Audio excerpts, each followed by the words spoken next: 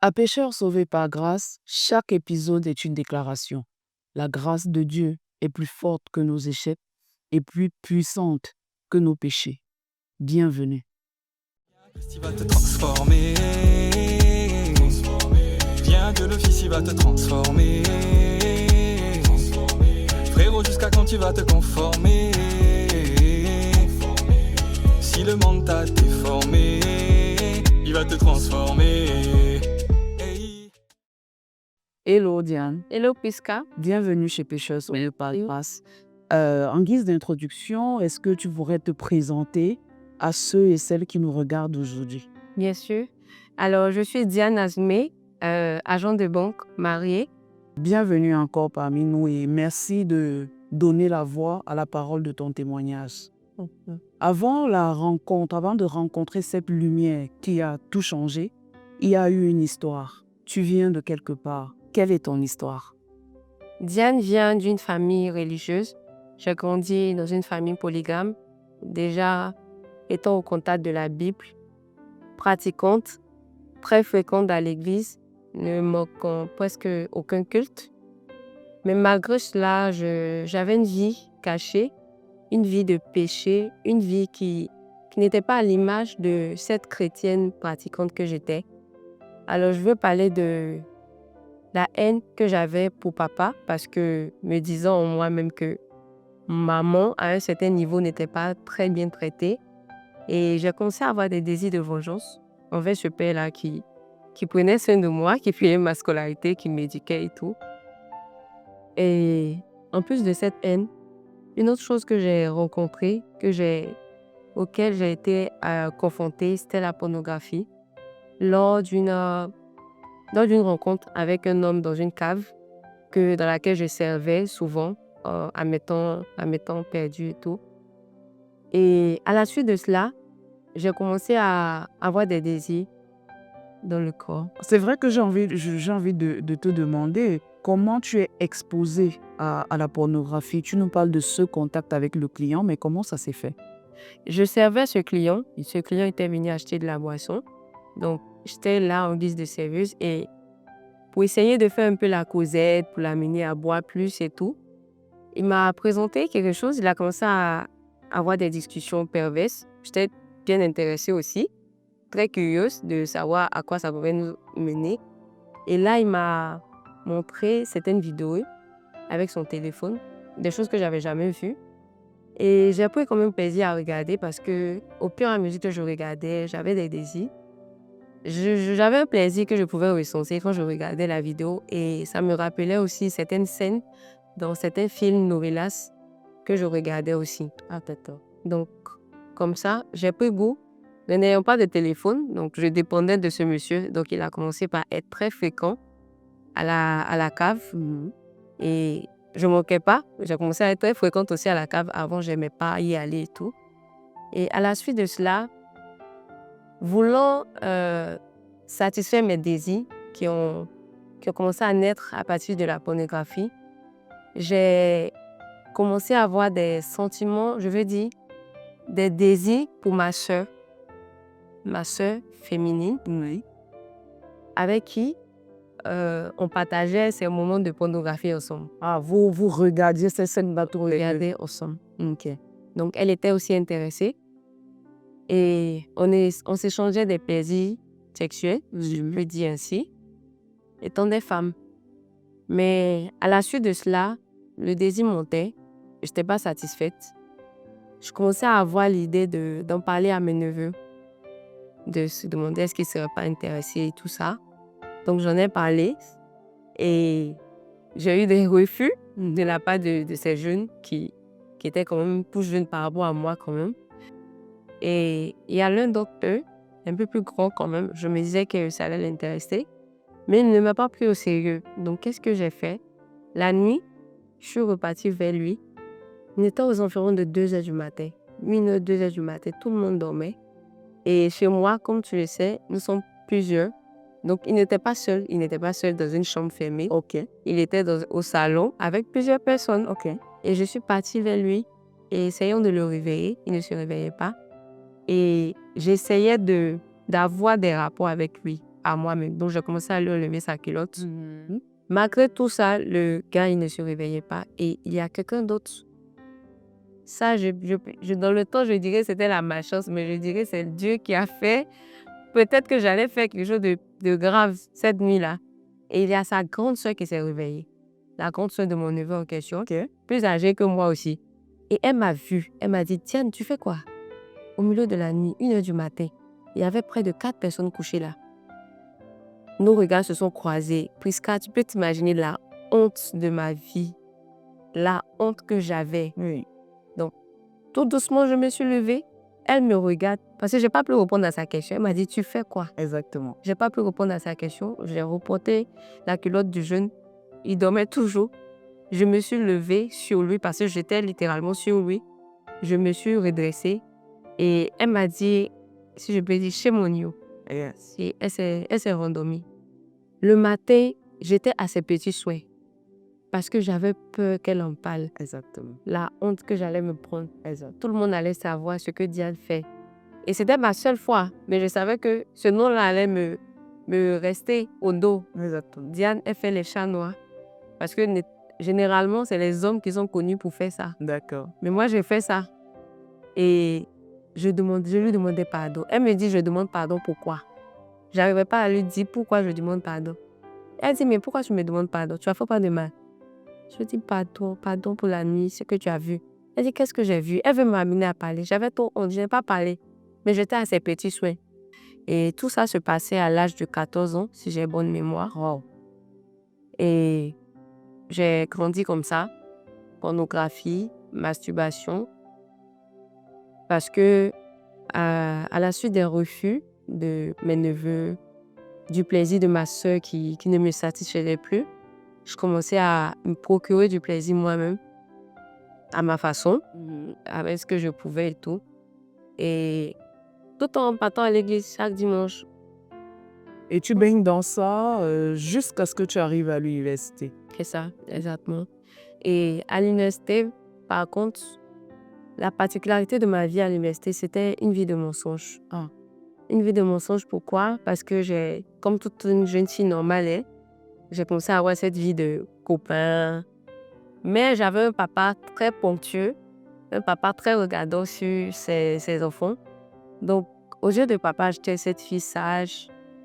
Tous les dimanches à l'église, présente à toutes les veillées. Mais à côté de cela, j'avais une autre fille. Je partais chez mon copain en question. Je faisais ma vie de foyer, si je peux m'exprimer ici. Je me voyais dans un couple, on peut dire, il n'avait juste pas les règlements, si je peux m'exprimer ici, mais je me voyais dans un foyer. Je partais préparer. Quand je dis que j'étais dans un foyer, c'était sérieux. J'ai même fait la lessive. J'ai même dormi là-bas, c'est ce jeune homme. Si j'en parle pas, personne ne saura. Papa ne savait pas, parce que c'était des plans bien calculés pour que les dimanches, je sois toujours à l'église. Donc, je gérais mes affaires en semaine, quoi. Mes affaires de foyer, tu vois. En semaine, et j'étais dans cette vie-là. Et dans ma vie de foyer, toujours, il y avait des attouchements sexuels, mais j'avais pas le courage d'aller jusqu'au rapport sexuel, par peur de tomber enceinte, par peur de perdre cette image de cette fille parfaite, cette fille correcte, droite, aux yeux de papa. Et donc, tu mènes cette double vie qui finalement a un impact sur la foi que tu pensais avoir à l'époque. Exactement. J'ai commencé à avoir des questionnements parce que quand même,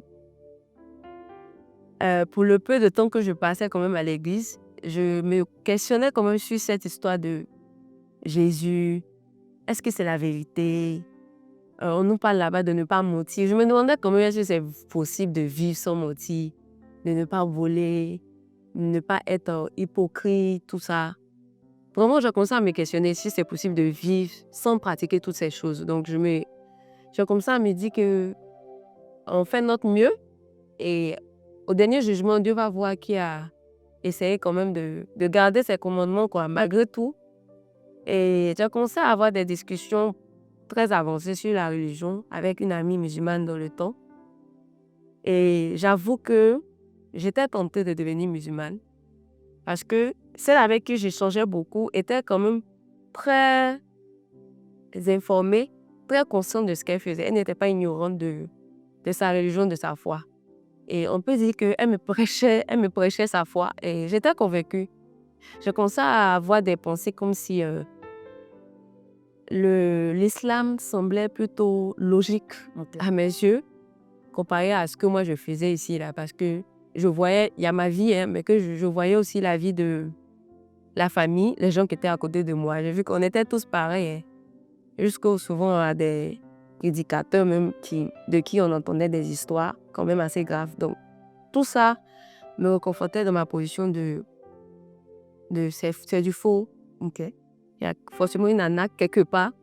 En tout cas, beaucoup de questionnements. D'accord. Et donc, tu vis dans ce questionnement-là jusqu'à ce jour où tu réponds à une invitation d'une autre amie. Exactement. Je reprends une invitation d'une autre amie chrétienne cette fois-ci qui m'invite à un programme de prière. J'étais très hésitante parce que j'avais peur, j'aimais pas trop l'environnement prophétie et autres là. Et elle était de ce bord-là. Donc, je voulais pas me retrouver dans un endroit où on dit mon nom, on commence à raconter ma vie, tout ce que je fais, que personne ne sait. Exactement. Elle a fini par me convaincre. J'y vais, je l'accompagne. C'était un soir, à 18h, dans une salle de classe. Et on priait. Il y en a même qui recevaient des paroles. Vraiment, je les prenais pour des menteurs. Il y en a ceux qui disaient « Dieu m'a parlé »,« Dieu m'a dit ». Vraiment, je ne les prenais pas au sérieux. Et il y a eu un programme particulier où il y a eu une invitation spéciale. Et ce jour-là, le message m'a touchée. Le message m'a interpellée. Déjà, mon cœur était disposé à écouter à cause de l'apparence de celui qui parlait. D'accord. Je l'ai sous-estimé dans mon cœur. Ok. Il n'avait pas l'allure d'un pasteur que je fuyais dans mon cœur. Donc, plutôt jeune, donc je me suis juste dit que celui vient nous dire quoi et tout. Je vais l'écouter. D'accord. On va voir ce qui va se passer. Et il a parlé des œuvres secrètes. Donc, Éphésiens chapitre 5. Les œuvres des ténèbres. Et il a commencé à décrire. Et je peux te dire que Prisca, c'est comme s'il décrivait ma vie. Il parlait des œuvres secrètes, la pornographie, la masturbation, la haine pour les parents. Il disait, il y en a beaucoup ici. Vos parents payent des millions, vous êtes ici, mais vous avez des désirs de vengeance contre eux. Vous attendez juste l'occasion pour faire votre coup. Et je me retrouvais dans ces paroles. C'était la première fois où je me concentre vraiment sur un message qui vient de la part d'un homme de Dieu. Je l'écoute jusqu'à la fin du discours. Et il nous parle au dernier jugement, la Bible dit Dieu jugera les œuvres secrètes des hommes. Et je ne peux pas oublier cet exemple-là. Il nous disait, qui ici est sûr de pouvoir tenir lorsque Dieu va mettre sa vie secrète sur un écran géant, devant toute cette foule-là, le monde qui te connaît, ceux qui ne te connaissent pas, tout le monde va regarder ce que tu caches, cette deuxième vie que tu as. Et c'est sur cette base que Dieu va te juger si tu es dans la foi ou pas. J'ai été convaincue de pécher ce jour-là. Je savais que je ne serais pas prête à affronter ma vie secrète sur un écran devant le monde entier. Ok. Et à la fin, il nous a dit la bonne nouvelle est que on peut toujours changer de vie. Et l'occasion nous est donnée ce soir. C'était un soir de changer de vie, de décider de vivre réellement cette vie qu'on est en train de masquer, cette vie qu'on est en train d'imiter, qu'on essaie de présenter aux gens. Cette vie-là peut devenir réelle pour nous. Et comme je te disais, j'avais beaucoup de questionnements sur la vie chrétienne. Donc pour moi, c'était comme une délivrance. C'était vraiment une bonne nouvelle de savoir que je pouvais vivre sans mentir, je pouvais vivre sans voler, sans faire de double jeu. Et ce jour-là, j'ai décidé de marcher avec Jésus réellement. Réellement. J'ai confessé devant les personnes avec qui on était ce jour-là, ce dans quoi j'étais. Malgré qu'on priait, on se réunissait chaque semaine pour prier, d'autres recevaient des paroles et tout ça. Et Vraiment, depuis lors, c'était en 2019, j'ai décidé de marcher avec Jésus réellement, dans la vérité. Et je peux te dire que les questionnements que j'avais, elles ont un questionnement. Ils ont tous eu leur réponse. Ils ont tous eu leur réponse. Ok. J'ai reçu le Saint-Esprit. Je ne savais pas c'était quoi. Mais l'homme qui nous avait parlé du Seigneur nous avait dit, le Saint-Esprit, lorsqu'il vient, c'est pour nous conduire dans la vie de Jésus. Pour nous amener à vivre la vie que Jésus approuve. Et je sais que de ce jour-là, le Seigneur a vu mon cœur, la sincérité que je manifestais. J'ai reçu le Saint-Esprit. Pourquoi je le dis et je l'affirme aujourd'hui? Il y a eu un changement dans ma vie. J'ai commencé à avoir la conscience du péché. Qu'est-ce que c'est? Avant, je pouvais mentir à mon papa sans remords. Je pouvais lui dire que ce samedi-là, je ne pouvais pas rentrer parce que j'ai des devoirs. Sachant que c'est faux, je vais chez mon copain et tout. Mais lorsque j'ai reçu le Saint-Esprit, j'ai commencé à avoir la conscience du péché. Lorsque je veux faire ce qui est mal, il y a comme une voix à l'intérieur de moi qui me dit « Ne fais pas ça ». Il y a comme une voix à l'intérieur de moi qui est attristée. Et j'ai mis fin à cette relation lorsque j'ai reçu le Saint-Esprit. J'hésitais dans le début. J'avais honte de lui dire que c'est parce que je suis chrétienne, c'est parce que je suis convertie.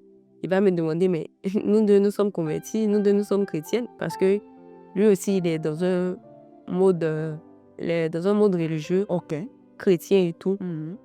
Et le Saint-Esprit m'a inspirée et il m'a convaincu de ne pas avoir peur de ma foi, de ne pas avoir honte de lui.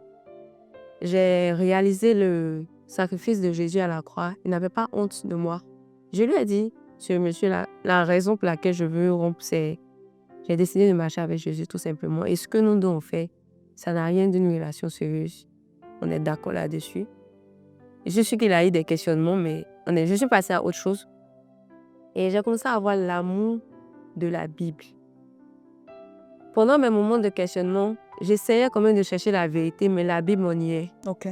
Lorsque je lisais, je ne me retrouvais pas, je dormais même. Je trouvais trop de contradictions. C'est dans ce sens que je trouvais l'islam cohérent. Ah, d'accord. Quand je me suis convertie et que j'ai repris ma Bible, c'était différent. Je prenais plaisir, j'avais des révélations, j'avais des compréhensions, je posais des questions et le Saint-Esprit me répondait au travers de sa parole.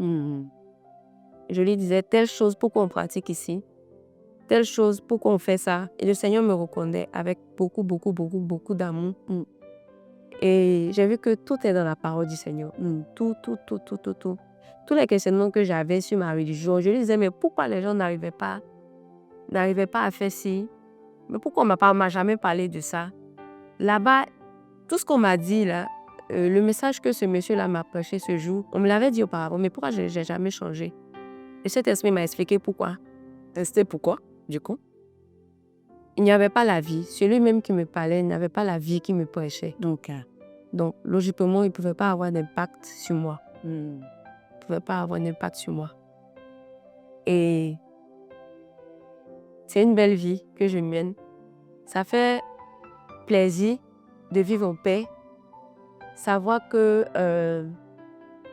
la vie que je mène, je n'ai pas à me cacher. Comme avant, où je devais faire plusieurs calculs pour partir chez mon copain, revenir à l'heure à la maison, partir à la maison en famille, aller faire les cultes. Et dans tout ça, on ne doit pas m'attraper. On ne doit pas me retrouver quelque part. Bien sûr. Je pouvais rencontrer papa à tout moment de la ville. Exactement.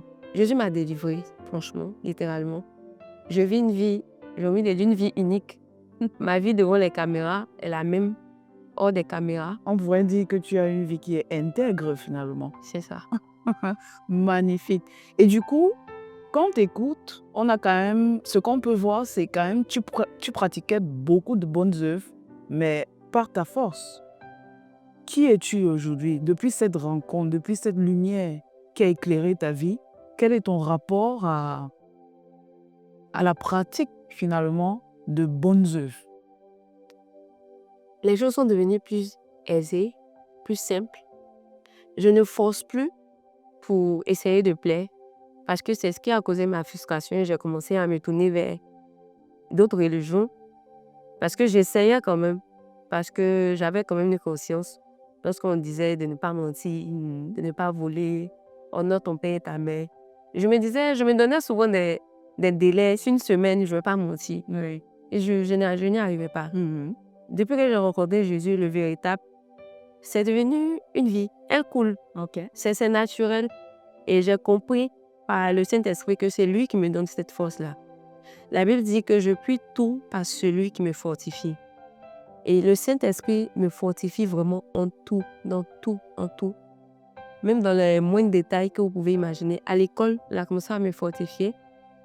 Le Saint-Esprit m'expliquait souvent mes cours, les choses que je ne comprenais pas. Si je devais, les situations où je devais mentir avant, si par exemple je ne voulais pas rentrer à la maison, sincèrement dans mon cœur, je ne veux pas rentrer, mais avec papa, je devais rentrer parce que je dois partir à l'église. Le Seigneur m'inspirait, je n'avais pas besoin de mentir. Je lui dis, ah papa, je disais la vérité. Le Seigneur me dit de dire la vérité. Papa, je ne veux pas rentrer, je suis fatiguée. Et j'ai beaucoup de TP à rendre et tout. Et il disait, ok, il n'y a pas de souci. Et je voyais l'effet du Saint-Esprit parce qu'avant, je me cassais la tête pour comment échapper à le culte de ce dimanche. Parce que c'était une corvée souvent pour moi. Tu vois, c'est ça. Magnifique. Merci beaucoup, Diane, d'être passée chez nous. Merci d'avoir partagé avec nous ton histoire de transformation, ta rencontre avec Christ le véritable, comme tu le dis toi-même. À vous, nous vous disons merci de nous avoir suivis.